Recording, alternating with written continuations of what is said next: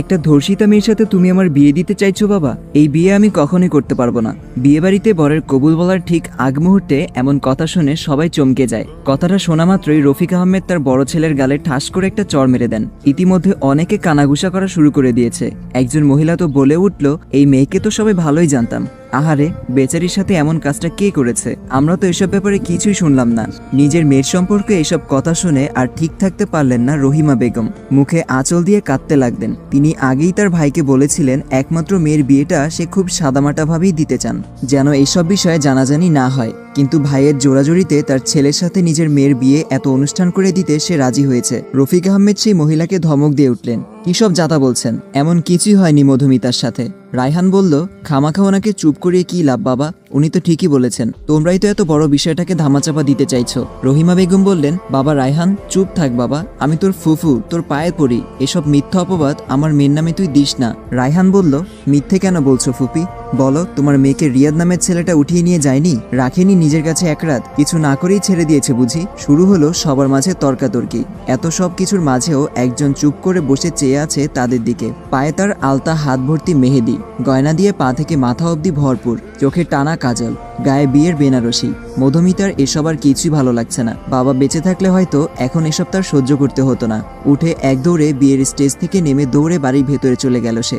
রহিমা বেগম দেখেও কিছু বলছেন না। সে জানে এখন কি হবে, গিয়েও কোনো লাভ নেই।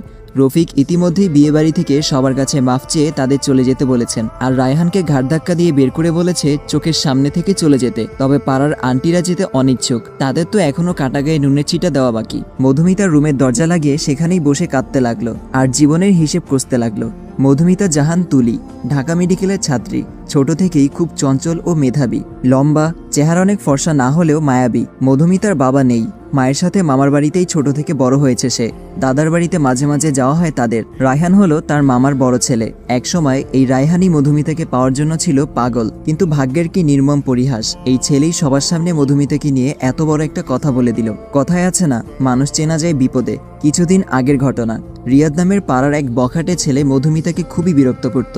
একদিন মধুমিতা সহ্য করতে না পেরে ভার্সিটির সবার সামনে তাকে চড় মেরে দেয়। এটাই যেন কাল হয়ে দাঁড়ায় তার জন্য। রিয়াদের ইগো হার্ট হয়। সেদিন বিকেলে বাড়ি ফেরার সময় মধুমিতাকে জোর করে গাড়িতে তুলে নিয়ে যায় রিয়াদ। এক হোটেলে অজ্ঞান করে নিয়ে যায় ওকে খারাপ কিছু করতে। তবে হয়তো সৃষ্টিকর্তার সহায় ছিল মেয়েটার। ওই দিনই সেই হোটেলের ড্রাগস খুঁজতে একদল পুলিশ আসায় সবাইকে ধরে নিয়ে যায়। মধুমিতাকে অতিরিক্ত ডোজ দেওয়ার ফলে তার জ্ঞান ফিরতে সকাল হয়ে যায়। এদিকে রহিমা বেগম মেয়েকে না পেয়ে যেন পাগল প্রায়। মধুমিতাকে বাসায় এনে রফিক ঠিক করে পাড়ায় এসব কিডন্যাপিং এর বিষয় ছড়ানোর আগেই তাড়াতাড়ি নিজের ছেলের সাথে বিয়ে দিয়ে দিব মধুমিতার। এখন একটি অ্যাড চলবে, আপনারা চাইলে স্কিপ করতে পারেন।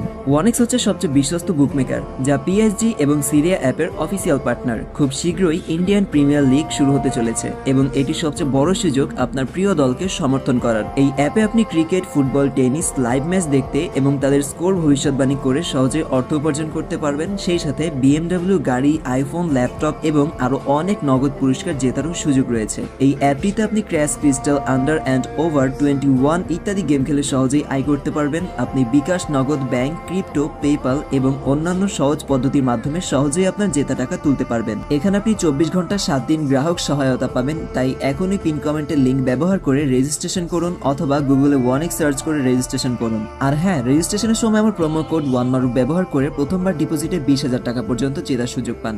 তবে রায়হানের মধুমিতার সতীত্ব নিয়ে সন্দেহ এখন আর, তাই সে মধুমিতাকে বিয়ে করতে চায় না। তবে মধুমিতা অনেকবার তাকে রিজেক্ট করেছে, সেই প্রতিশোধ নেওয়াটা এখনো বাকি। তাই বিয়েবাড়িতে এত কাহিনী করলো সে। দেখলে গো নন্দিনী, বিয়েবাড়িতে সবার সামনে কি কাণ্ডটাই না হলো। এখন হয়তো তোমার মেয়েকে আর কেউ বিয়ে করবে না। হালিম বানানোর জন্য মাংসগুলো কেটে কেটে টুকরো করছিল রহিমা। তখনই রায়হানের মায়ের মুখে এমন কথা শুনে থেমে যায় সে। এসব কিছুর পিছে যে রায়হানের মায়েরও হাত আছে তা খুব ভালো করে জানে রহিমা। নিজের বোনের মেয়ের সাথে ছেলের বিয়ে দিতে না পারার ক্ষোভটা হয়তো এখন ছাড়বে সে। রহিমা আর তার মেয়েকে কখনোই সহ্য করতে পারত না রায়হানের মা, তাই এই বাড়িতে থাকতেও চায় না রহিমা। তবে ভাইয়ের জোরাজুরিতে বছরের বেশিরভাগ সময় এখানেই থাকা হয় তার। মাঝে মাঝে শ্বশুরবাড়ি গিয়ে সবার সাথে দেখা করে আসে সে। শ্বশুরবাড়ির সবার সাথে তার সম্পর্ক যথেষ্ট ভালো। তবে সেখানে থাকলে যে বারবার মৃত স্বামীর কথা মনে পড়ে, তাই তারাও রহিমাকে তেমন জোর করেনি সেই বাসায় বেশিরভাগ থাকতে। কিন্তু সে বাড়ির দরজাটা সবসময় খোলা এই মা মেয়ের জন্য। বিয়েতে অবশ্য তারা কেউ আসেনি, এর একটা কারণ আছে, তারা কেউই রায়হানকে তেমন পছন্দ করতো না। তবে এসব ভাবার বা কারো কথায় কান দেওয়ার সময় নেই। ওদিকে মেয়েটা সারাদিন না খেয়ে আছে, তাই তো নিজ হাতে মধুমিতার পছন্দের হালিম বানাতে এসেছিল রহিমা, তাই নিজের কাজে আবার লেগে গেল।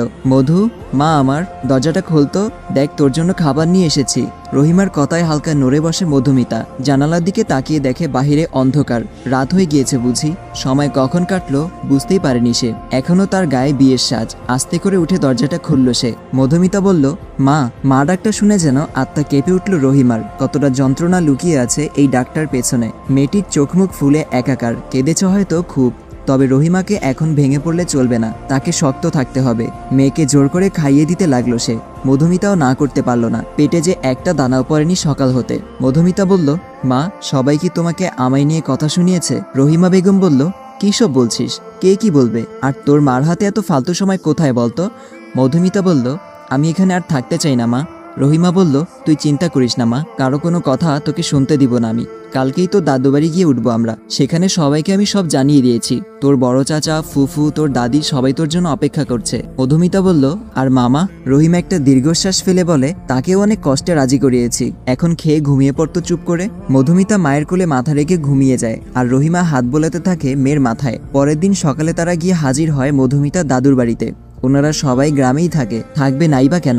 ওনারা তো জমিদার বংশ, গ্রামের প্রধান, সবার ভালো মন্দ তো তারাই দেখে। বাড়ির সামনে নামতেই রহিমার যেন আর তর সইছে না। ভাবিকে মনের সব কথা বলে নিজেকে হালকা না করলে যে থাকতে পারবে না সে। তাই মধুমিতাকে রেখে নিজেই ব্যাগ নিয়ে আগে ঢুকে গেল বাড়িতে। মায়ের কাণ্ড দেখে মধুমিতাও হেসে দিল। অনেকদিন পর গ্রামের গাছগাছালি, পুকুর এসব দেখে তারও ভালো লাগছে খুব। সেও তাই এদিক ওদিক তাকিয়ে ঢুকতে যাবে, তখনই কারোর সাথে ধাক্কা খেয়ে পড়ে যেতে নিল। সে যাতে না পড়ে যায় তাই সামনের লোকটির শার্ট খামচি দিয়ে ধরল। ওদের মাথার উপর মধুমিতার ওড়না এসে পড়ে দুজনকে ঢেকে ফেলেছে একদম। এমন সময় সামনের ব্যক্তিটির কণ্ঠ শুনতে পায় মধুমিতা। ইউ স্টুপিড, কে তুমি? দেখে চলতে পারো না? আর আমার বাড়িতে চোরের মতো ঢুকছো কেন? আসসালামু আলাইকুম গাইস, নতুন গল্পের সূচনা পর্ব কিন্তু আজকে আমরা দিয়ে দিয়েছি। আপনাদের কাছে গল্পটা কেমন লাগছে অবশ্যই কমেন্টে জানাবেন। এই গল্পটা কন্টিনিউ করবো কিনা সেটাও আপনারা জানাবেন। তো দেখা হচ্ছে পরবর্তী ভিডিওতে। সবাই সুস্থ থাকবেন, ভালো থাকবেন, আল্লাহ হাফেজ।